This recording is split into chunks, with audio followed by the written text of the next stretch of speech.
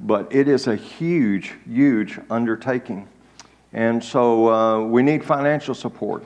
We need you to send us students. We need you to pray for us desperately. Now, let me tell you the reason why we exist. And someone says, well, I thought you told us you train gospel preachers. You train. That's part of what we do. But let me tell you the why. Because you see, just like the disaster with the flood, when you see the need, it makes all the difference.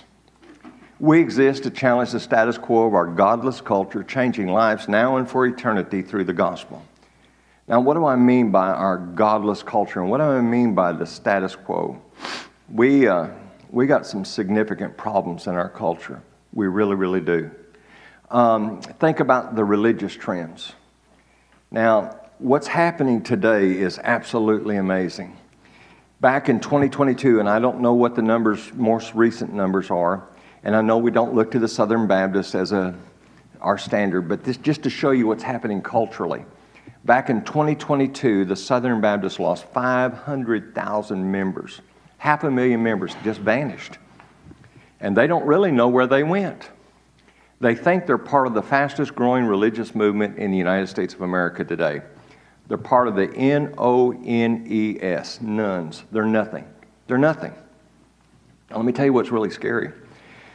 Back in the 1930s, Gallup started taking a poll on citizens of the United States that claimed to be Christians. And it always ran in the 70s, sometimes high 70s. And this is not New Testament Christians. This is not even necessarily people who attended any kind of worship regularly, but they claimed to be Christian. And it always ran into the 70s until about the year 2000. And I won't get into why. I think I know some of the reasons why. But in the year 2000, it began to plummet. The most recent poll, it's in the low 30s. Only about 30% of the citizens of the United States of America claim to be Christians. And again, those aren't even people who regularly attend anything, much less New Testament Christians. Brethren, we are in a fight for the life of New Testament Christianity. Let me show you regarding the church, and I can't see that, so I need these 2/3 of our membership today are over the age of 50.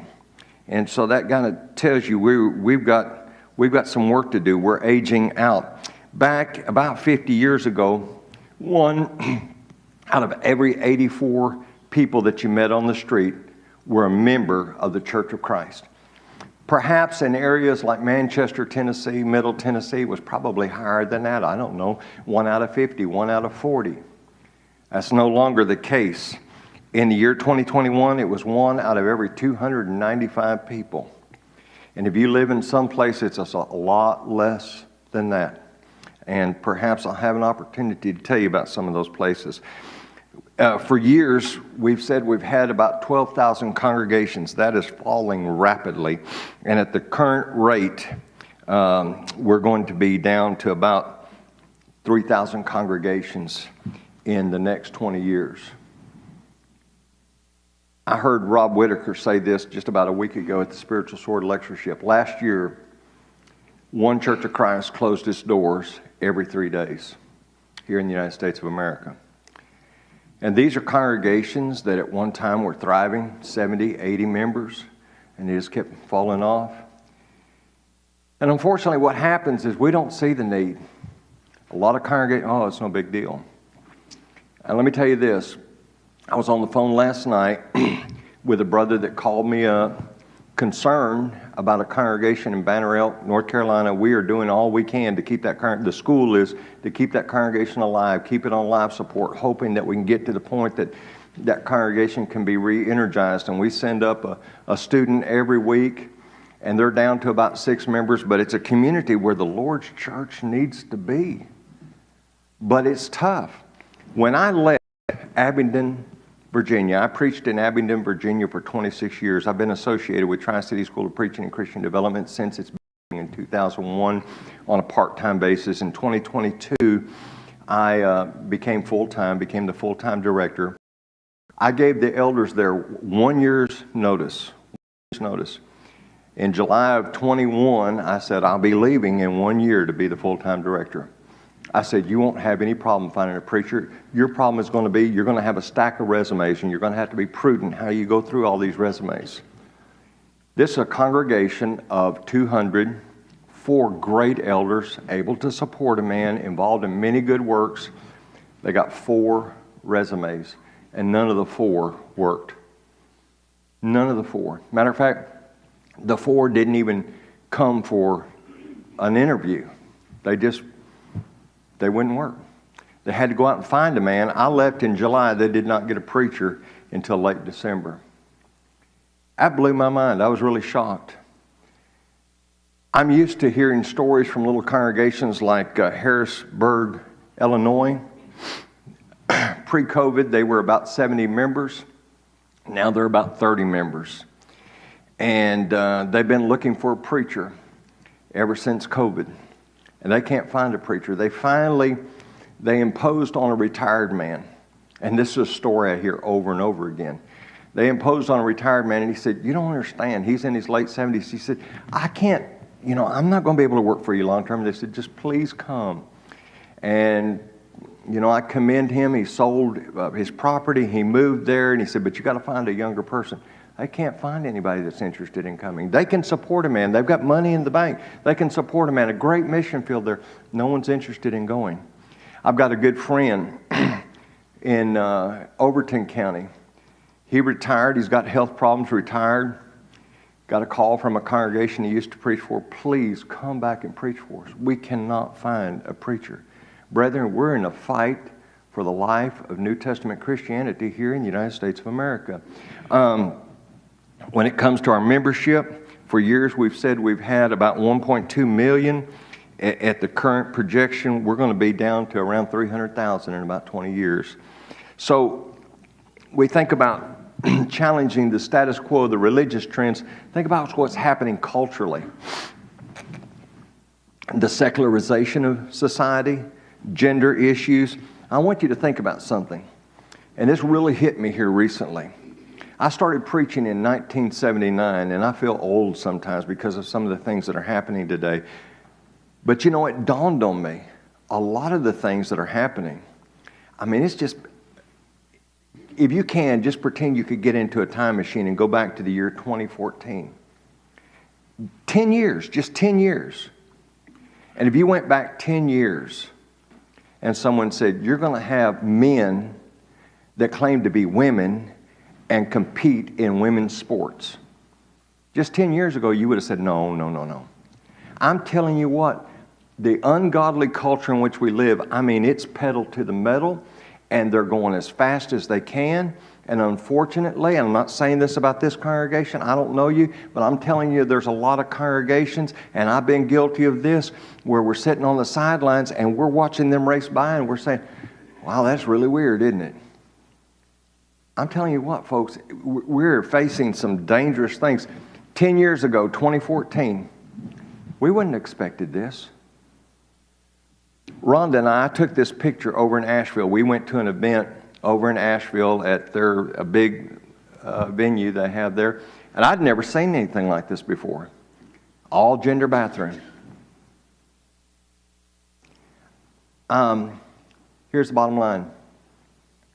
Each one of us can be someone's link to the gospel. And we've got to do all that we can to make a difference. And we're training gospel warriors. Some of you, if you're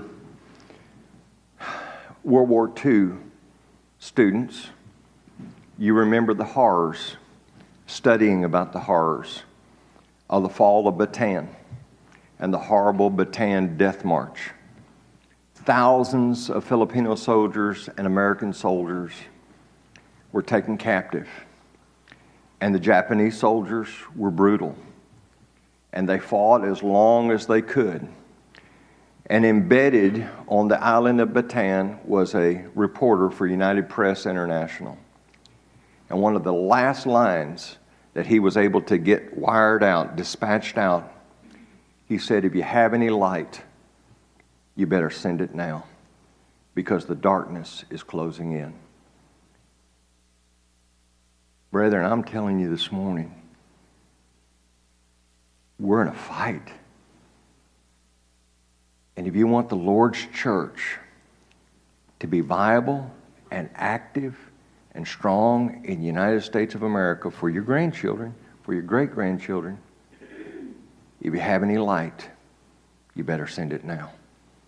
We're in a fight. And I hope you see the need. It's desperate. And so that's why we exist. We exist to challenge the status quo of our godless culture, and we're doing it because we're training gospel warriors. I think sometimes, I go some places, and I think sometimes brethren kind of get the idea that we're kind of a business college for preachers, and we just crank out preacher boys, and they're going to be church employees. I just tell you that we got too many church employees. We need gospel warriors that are going to preach the truth no matter what, and they're willing to make whatever sacrifice is necessary. And they need a great support system behind them. And so we're training, we're begging brethren. And I don't mind saying I beg. So I had a guy get on me recently saying, "You're just always begging for money." Look, I'm not ashamed, man. We're in a fight. We're in a fight. And we need good brethren, and we need to be training great people in the pew that are going to be our preachers and our elders and our deacons. And so that's what we're involved in. So let me tell you real quickly what we do. I told you why we do it. The reason why we do it is because we're in the fight for the future of the church in the United States of America. And we got to fight hard. And part of what we do is preacher training. Let me tell you quickly about some of our students. This is the young man that has a degree in chemistry, had a great job at the Eastman Corporation. I got a call from an elder where he was a member, and the elder said, this doesn't make sense. That boy's got a good job, good pay, good retirement, good benefits. And I said, I know, but he loves the gospel. And the young man called me up and said, I want to know everything I can. I want to be able to preach the gospel and save souls. I said, son, you come on. And this elder was telling me, he'll never make the money preaching that he does as a chemist. I said, I know. I have no guilt about that whatsoever. It's the right thing. This is his adorable wife, Haley, and she takes classes part-time. She takes probably half to two-thirds of the classes. And then that's them. Drew Cranwetter, he has a degree in agribusiness. Same thing. He said, he was trying to win souls over in Missouri. He's from Missouri.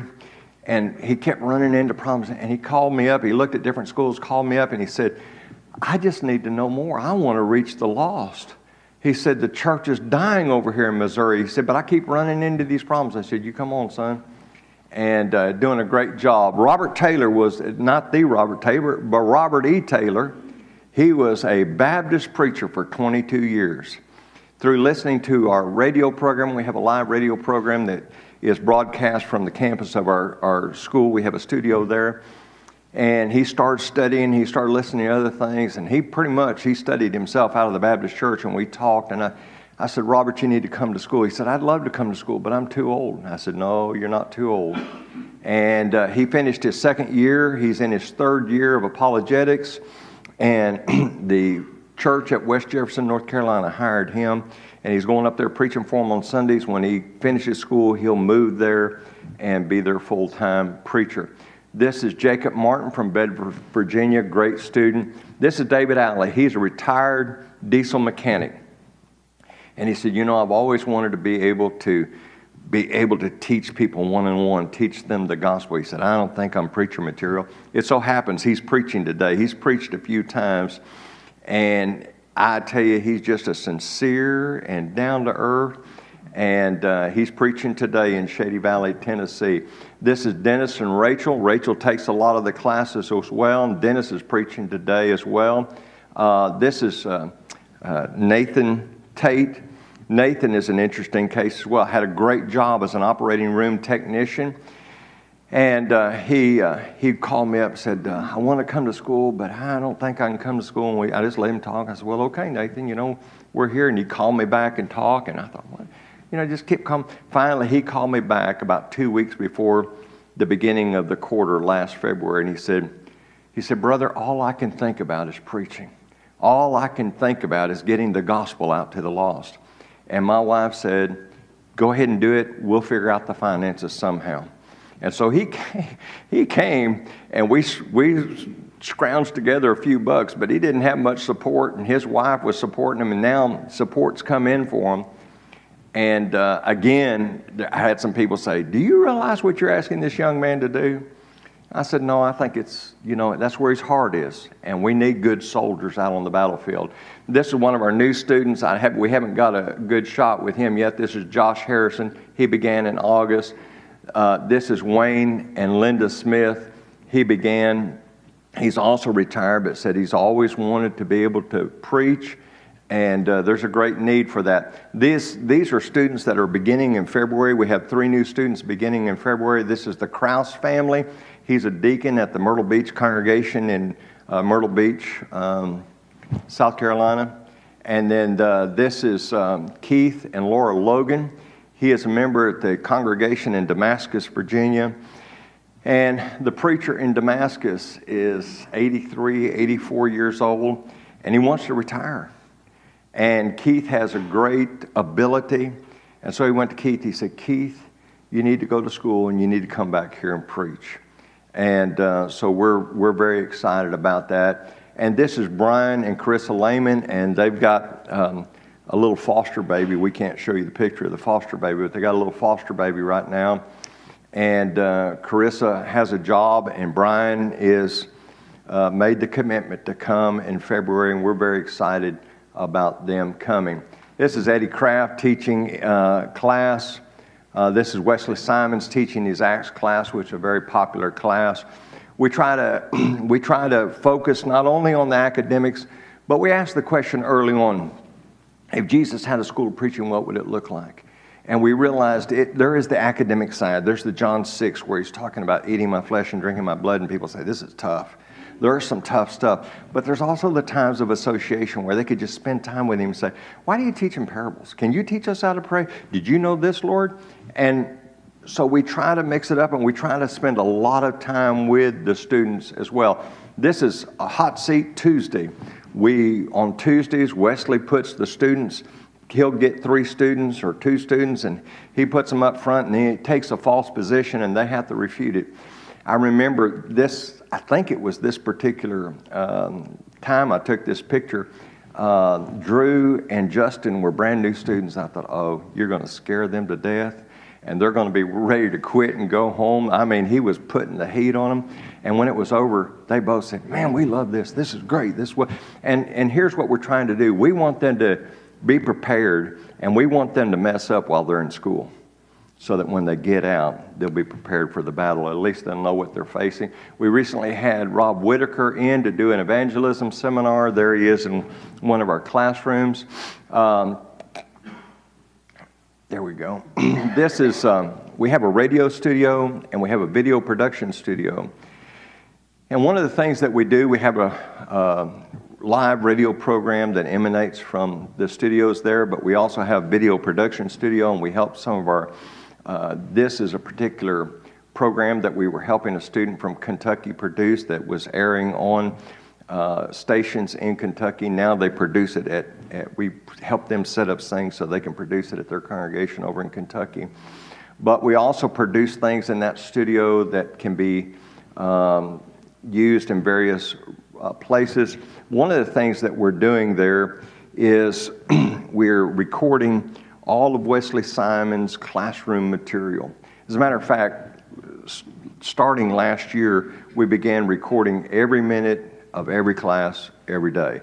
It's being archived, and we've got a part-time person that's going through it and editing that, and we hope to put the best of that out there, make it available for people to use in the future. But we're also, Wesley Simons, he's done the book of Daniel. He's almost finished with the book of Revelation, and then he's going to do a special series on the Holy Spirit. And it's in post-editing right now, post-production. We've worked with World Video Bible School to make sure that we were meeting their standards. They're going to help distribute this. We will distribute it for free. It will also be available for Gospel Broadcasting Network. And we just view this as another way to push back the darkness, to challenge the status quo. to get the gospel out there and to train individuals that might not be able to come to school, but they can sit down and they can watch a video. Also, we have on-campus Christian development. I've got to watch my time here, but let me tell you about this young man real quickly. Before he left for college, he graduated from high school early. He came to us for 6 months. He went to an incredibly liberal university. And he is a faithful child of God now. He's a CPA, and he's a faithful child of God at the Stony Creek congregation, which oversees the work at Tri-Cities. I know a lot of kids that went to the university he went to, horrible, horrible university, at once upon a time, and they still claim to be affiliated with the Methodists. But I mean, just every vile, ungodly thing you can imagine goes and is promoted there. And Matthew is really solid. And I know several members of the church that went there and they're no longer faithful. And I asked Matthew, I said, what's the difference? And I tried not to lead him. He said, it was my time at Tri-Cities. He just spent 6 months there. And as a result of that, he said, and I was shocked at this, he was an honor student in high school. He said, you prepared me for college. You taught me how to be a student. It shocked me. He said, I didn't know how to write a paper. I didn't know how to do research, which again really surprised me. But number two, he said, you grounded me biblically. And he said, number three, when my faith was challenged, I didn't always know the answer, but I knew the answer was there. And I'd heard enough. You went through enough classes that I knew there was an answer. I knew I could pick up the phone. I knew there was a book. I knew there was a way to find the answer. So I'd hear a professor degrade the Bible, or something. He said, it never challenged my faith. He said, I didn't always know the answer, but I knew there was an answer. And so as a result of that, and we'll talk about it in just a moment, we have a new program that we've started. We call it Link Year. And what we hope will happen, and I know that there are challenges with scholarships and such as that, but our thought is before a young person goes off to university, come to us for 1 year. And we've developed a 1-year curriculum that will cover some basic Bible, but it will also cover some of the challenging issues, philosophical issues. We have a class in evil, pain, and suffering. Unfortunately, many times we have very simplistic answers, and there's some horrible problems out there. And if a young person hasn't thought about these things and they go into a college class and they're beat up on this, there are just some things that are very difficult to answer. We cover evil, pain, and suffering, certain philosophical worldviews and things of that nature, and prepare them for 1 year. We have some grandparents down in Alabama that contacted me, and they got information. They came and visited. When they came and visited last year, their oldest granddaughter was 16. They said, she's coming here for 1 year. We don't care about scholarships. Whatever she loses, we'll make up. We'll support her while she's here, and we'll make up whatever she loses in scholarships. We want her to come here for a year, and they have 2 more granddaughters. They want them to do the same. I thought to myself, that's what we need. Because I'm sure somebody could. Do you realize how much scholarship money you're going to lose? What's the value of a soul? What will a man give in exchange for their soul? Or what will a man give in exchange for his children's soul or his grandchildren's soul? And I know it's not always possible. I'm not trying to guilt you. But I'm telling you, I'm convinced that this is a worthy need. Eddie Kozart, she came through the program. She married one of the preaching students. They're now working together over in Collierville, Tennessee, doing a great work. Last summer, we had our Link Camp, Leadership in the Kingdom, and we had 9 boys that participated in that, and it's in June, and it might be that you want to send some boys over for that. That's the Link Year. I'll tell you about our international training before I run out of time here. We did not intend to get involved in international preacher training, but one of our instructors was teaching some members of the church 1 day a week over in Tanzania. And the elders approached him and said, we want to start training preachers over here. We have a great need to train preachers. I didn't really understand it at the time, but the church is exploding across Africa. It's like a revival sweeping across Africa. The church is exploding. There's multiple stories like this where a preacher will begin Sunday morning and preach for one congregation, get on a motor scooter and travel and preach for another church, and then preach for another church, and then preach for another church. And by the time he's 90 to 100 miles away from home. And he's in a congregation, he sees a man that's excelling and growing, and he comes to him and he says, "You're going to be the new preacher." And the guy says, "What?" He said, "I'll be back when I can be back. I'll check on you, but you're going to be the new preacher." There are dozens and dozens and dozens of guys like this, and these guys are saying, "We need more training." And so we said, okay. As a matter of fact, we reached out to other schools that are doing work over there, and they said, we're buried. We can't do anything. If you can do something, do it. And so, matter of fact, we've been working with Bear Valley some, and you know, we're not trying to take anything away from anybody else, but they're just such a great need. We've graduated about 12 men. We're going to have a graduation in January. I'm debating on whether or not I can go over for the graduation, but here's some of our students at the Mosquito River Bible School. Let me tell you about our Christian development through distance learning. We have night students, and we have classes on Monday night, Tuesday night, and Thursday night. On Tuesday night, we have on-campus and distance learning. On Monday night and Thursday night, it's just online. And we have students literally all the way from California, all the way across the United States. And we had one quarter where we had about 70 students. One of the classes, Bible Geography, was a favorite. And so what a blessing to be able to reach out and you know, help these individuals. Let me tell you real quickly, it looks like I got about 40 seconds. Last spring, we went to Ohio Valley University. It was associated with the Churches of Christ. It went belly up. It's a long story, but we were able to go in and get furniture. We were primarily interested in bookshelves. We have in our library right now, or actually not in our library, but we have boxed up about 6,000 volumes that we didn't have shelving for. And so we went there, and on the sides there, you can kind of see the shelving that we put up. We have, I think I figured it was about 1,200 feet of new shelving that we've put in. We hope it will take care of the volumes that we have. But we have a good library. We already had about 3,000 volumes on the shelves, and we have another 6,000 volumes that we have to catalog, and actually maybe more than that, but that's what we estimated out. Tell you real quickly, I believe the brethren here help with it. Oh, I got 5 minutes? Are you sure? It's 9:40. I thought I was supposed to shut down at 9:40. Oh, I got all kinds of time. Housing is a big issue. I don't know what the real estate market is here, but it has gone nuts. And we had students in the past, years ago, they could rent an apartment for $200. I had one call me the other day that just 10 years ago, they rented an apartment for $300 a month. Now you'll be lucky to get something for $1,200 a month. And so there's a real need for housing. We have a trailer for single students, and we're actually redoing that. But we had the opportunity, half a mile from the school building, a house became available. We bought this house, and it will be suitable upstairs for a family. Matter of fact, the Krause family from South Carolina is going to be living upstairs. But then there's an above-ground basement with 1,300 square feet.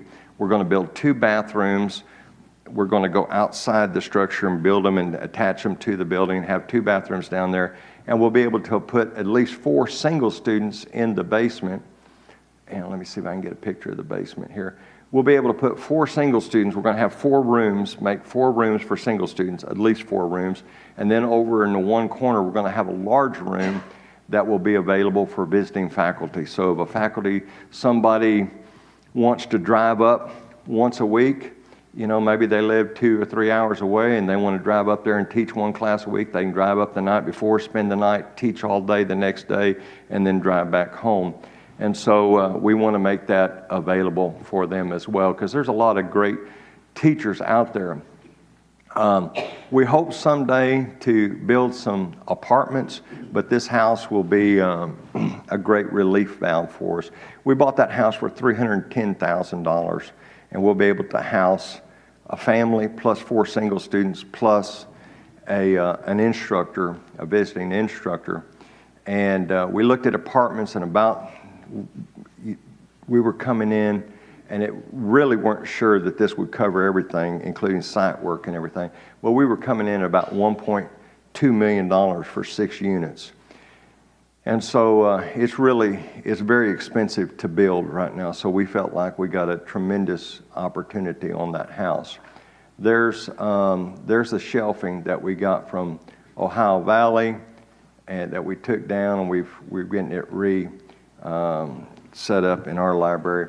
How many of y'all remember David Farr? Some of y'all remember David Farr. David Farr was my teacher, my mentor, my friend, and when he died, we talked to the family and asked them if we could honor him, and we dedicated the second-year classroom in his honor, and we also set up the David R. Farr Scholarship Fund to help students with their support. Oftentimes I'm asked, what does it cost to attend Tri-City School of Preaching and Christian Development? What are the costs? And my answer is always this: it is very, very, very costly. But the students don't have to pay any tuition. All the students have to do is raise their support. And the reason why I say it's very costly is because it is. But fortunately, there are good brethren across the brotherhood that realize there is a great need. We are fighting for the life of New Testament Christianity here in the United States of America. I had a very sad encounter this last week. I was preaching a meeting somewhere, and I won't mention where it was, and I had a conversation with a man who was in his mid-90s. He was very healthy and everything, but he realized he was approaching the end of life, and he made some comments about how horrible the moral state of our country is. And then he said this, and I want to cut him some slack, but I want you to know, brethren, it's a bad attitude. He said, but I'm an old man, and I'm about to die, and I don't care what happens after that.